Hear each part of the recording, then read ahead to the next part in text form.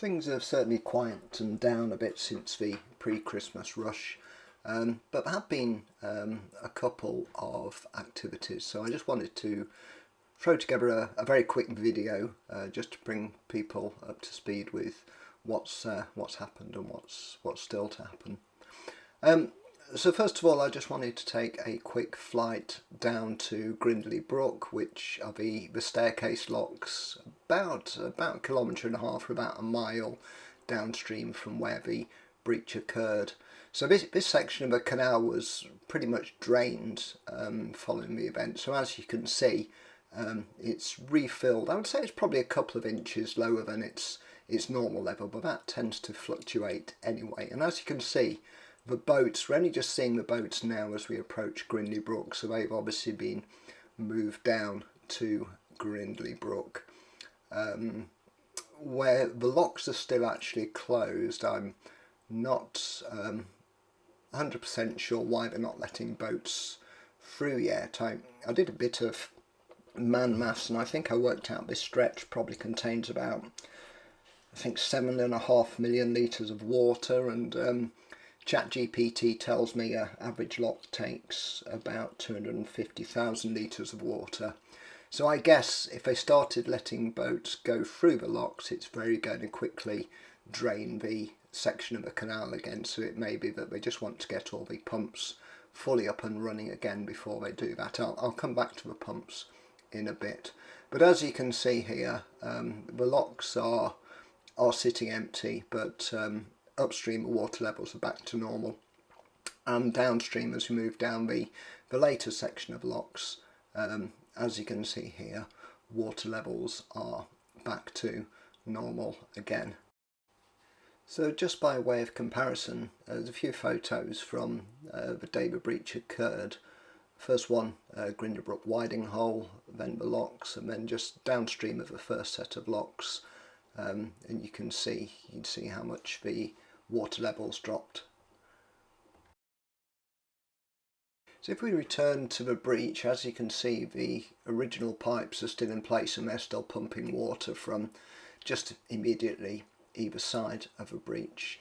But if we head towards Whitchurch Marina, I showed in one of the previous videos how they're putting a more permanent pumping station in place.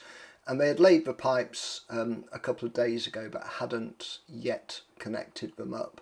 But over those weekends the pipes were connected, but there doesn't actually seem to be that much pumping happening.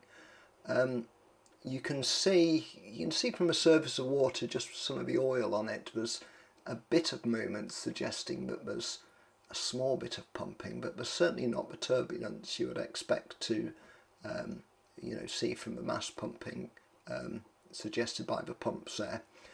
And certainly if we actually follow the pipes down, I would maybe expect to have seen a few signs of just leaks along the pipes, but there's no real evidence of that.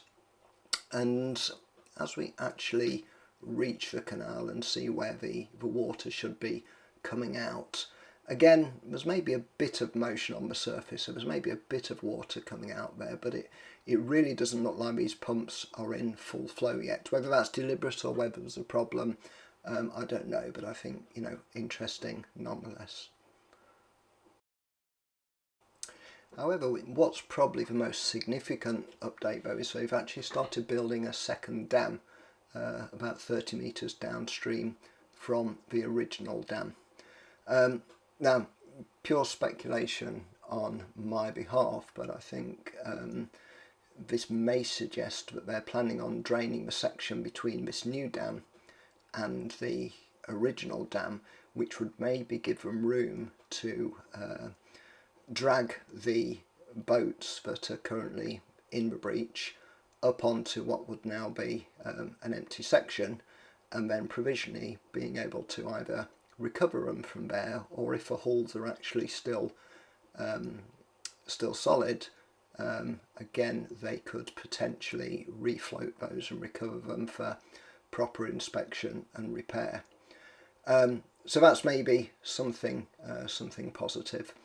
They've been working on this since sort of mid-morning.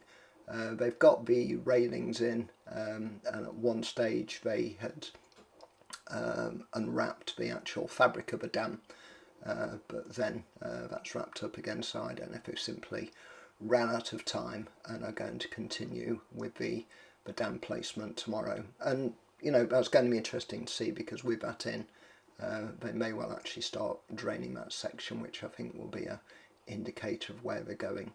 So I'll keep an eye on the situation there tomorrow, and if there are any changes, I'll try and capture that and post it. So if you want to be notified of any update videos I post, then please just subscribe and you will receive those notifications.